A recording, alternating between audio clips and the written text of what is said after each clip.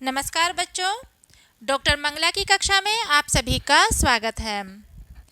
आज पुनः मैं अपनी नई वीडियो के साथ आपके सामने उपस्थित हुई हूँ। मेरी नई वीडियो का जो टॉपिक है, शीर्षक है, वह है हिंदी शब्द की उत्पत्ति एवं हिंदी भाषा का विकास। अर्थात हम इस वीडियो में जानेंगे कि हिंदी शब्द कहाँ से आया, क्या हिंदी शब्द स्वदेशी है, या हिंदी भाषा का विकास किस प्रकार से हुआ, जो आज हम हिंदी बोलते हैं। इस हिंदी भाषा का प्राचीन रूप क्या था, हिंदी शब्द की उत्पत्ति कैसे हुई, हिंदी की जो बोलियां हैं या हिंदी की उपभाषाएं कौन कौन सी हैं, वो सारी जो बातें हैं हम लोग इस वीडियो में जानेंगे। तो शुरू करते हैं हम लोग अपनी वीडियो। टॉपिक जैसे कि मैंने आपको लिख करके समझाने की कोशिश की है, क्योंकि यदि मैं मुंजवानी या फिर मौखिक रूप से आपसे बताती हूँ तो कुछ बातें माइंड से स्लिप हो जाती हैं। इसलिए मैंने कोशिश की है कि आपको मेन बातें, जो प्रमुख बातें हैं, वो लिख करके प्रस्तुत करूं। तो यहाँ हम पढ़ रहे हैं हिंदी भाषा का विकास क्रम। अब हिंदी शब्द की उत्पत्ति के बारे में बताएं तो हिंदी शब्द की उत्पत्ति भारत के उत्तर पश्चिम में स्थित सिंधु नदी से संबंधित है, क्योंकि सभी जानते हैं कि भारत में जो विदेशी यात्री भारत में आए थे वो भारत के उत्तरी पश्चिमी क्षेत्र से आए थे, जिसे सिंह द्वार भी कहा जाता है। ईरानी लोगों के द्वारा जो अवेस्ता उनकी एक लिपि है, उस अवेस्ता में सा को हा बोला जाता है। इसलिए इन लोगों ने सिंध को हिंद, सिंधी को हिंदी व सिंधु को हिंदू शब्द दिया। अर्थात सा को हा बोले जाने के कारण सिंध से शब्द हिंद बन गया और हिंदी का अर्थ होता है हिंद का।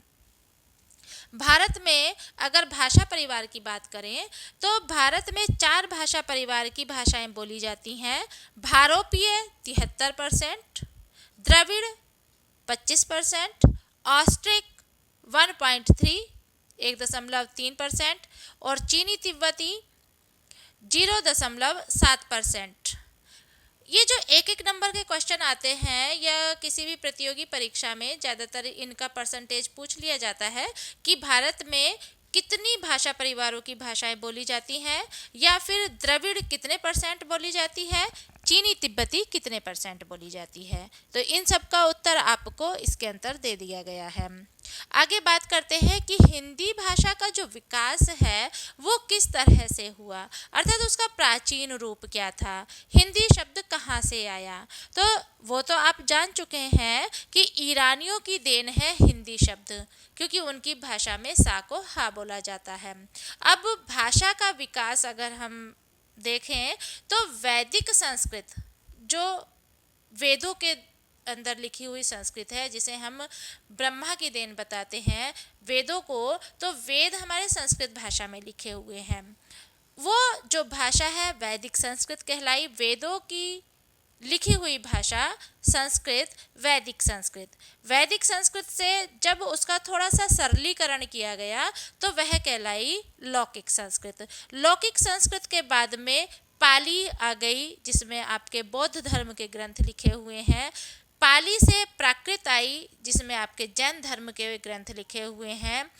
पाली से प्राकृत, प्राकृत से होती हुई अपभ्रंश, और अपभ्रंश के बाद में अवहट्ट, और अवहट्ट से होती हुई पश्चिमी हिंदी, साहित्यिक हिंदी, जो हम वर्तमान में आधुनिक हिंदी पढ़ते हैं।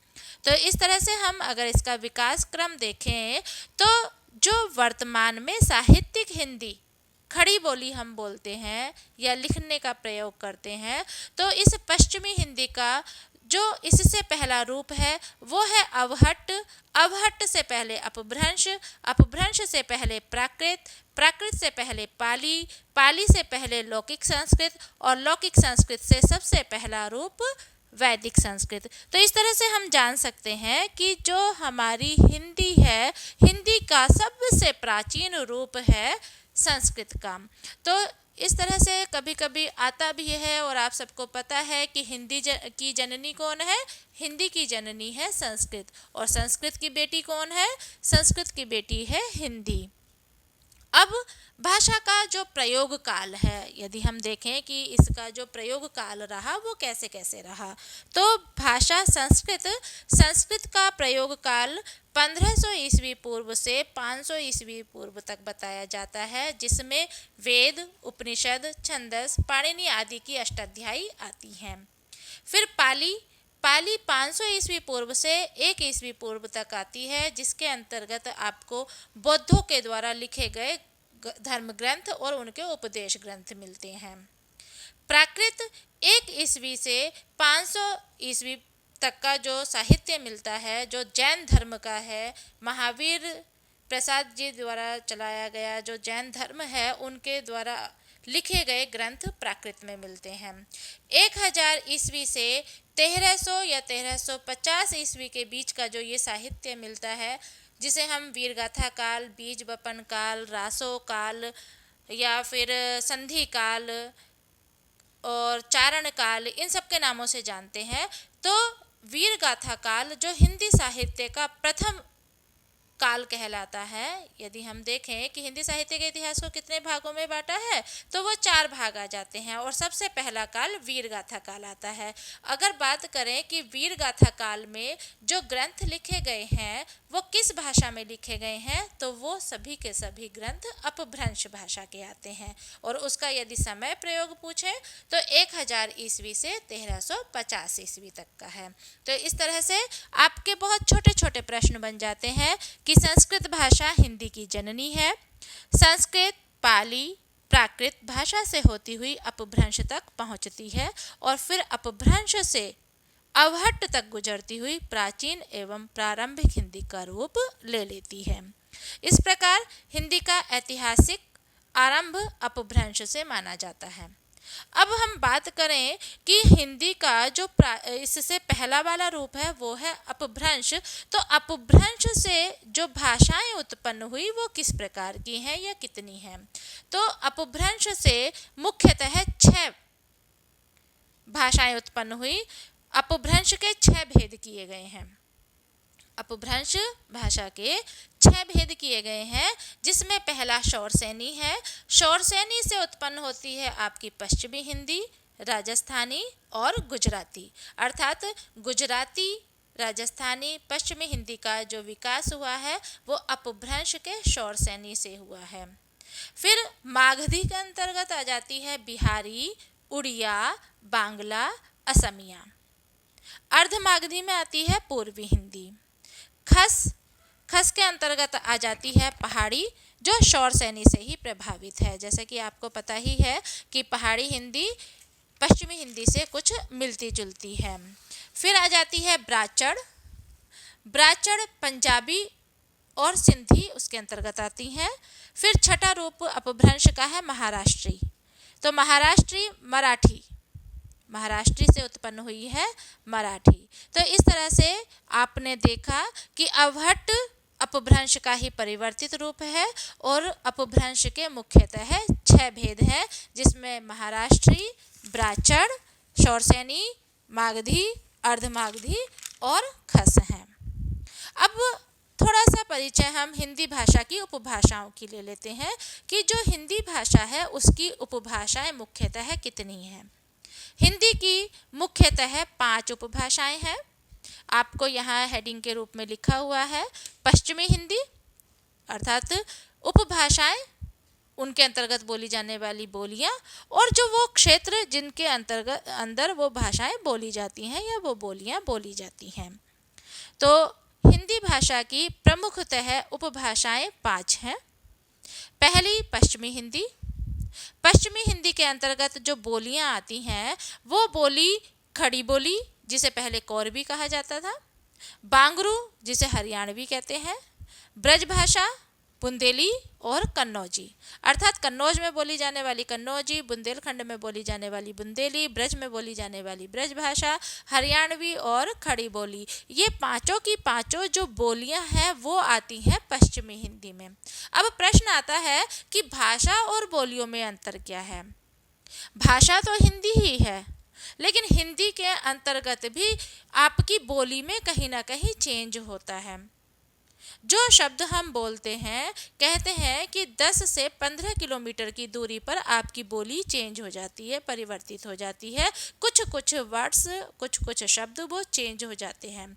जैसे हम कहते हैं कहाँ को जा रहा है, और यदि इसी को आप थोड़े से ग्रामीण देहात की तरफ ले जाते हैं या जसपुर साइड की ओर ले जाते हैं तो वहाँ कहते हैं कहाँ को जा रिया है, कहाँ को जा रिया है, का कर रो है।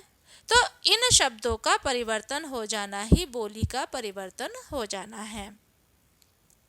आपने ब्रज भाषा का सूरदास जी का साहित्य देखा है। खड़ी बोली में अभी जो वर्तमान का साहित्य लिखा जा रहा है। तो इस तरह से आप इन बोलियों का अंतर जान सकते हैं।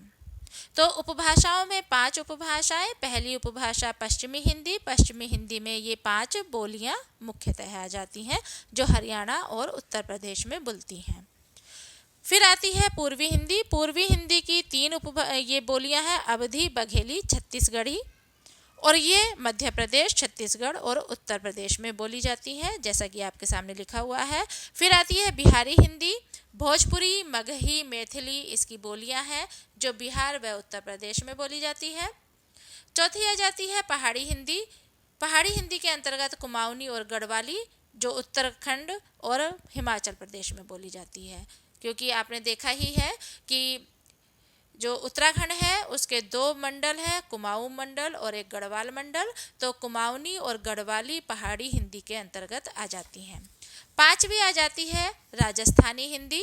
राजस्थानी के अंतर्गत मारवाड़ी, जिसे पश्चिमी राजस्थान में बोला जाता है, जयपुरी जिसका पुराना नाम है ढूंढाड़ी, मेवाती और मालवी। आपसे कभी कभी प्रश्न 1 नंबर में पूछ लेते हैं कि राजस्थानी हिंदी के अंतर्गत कितनी बोलियां बोली जाती हैं। तो बोलियां हैं 4। मेवाड़ की मेवाती, मारवाड़ी, जयपुर की जयपुरी और मालवा की मालवी। और ये सारी जो बोलियां हैं वो राजस्थान क्षेत्र के अंतर्गत आती हैं। तो मुझे आशा है आपको यह समझ में आ गया होगा कि हिंदी शब्द का विकास कैसे हुआ, हिंदी शब्द की उत्पत्ति कैसे हुई, हिंदी शब्द का विकास क्रम क्या है, हिंदी की कितनी उपभाषाएं हैं और उसके अंतर्गत की बोलियां। अगर आपको ये वीडियो, इसका लिखा गया मैटर अच्छा लगे तो मेरी वीडियो को लाइक शेयर अवश्य करना। धन्यवाद।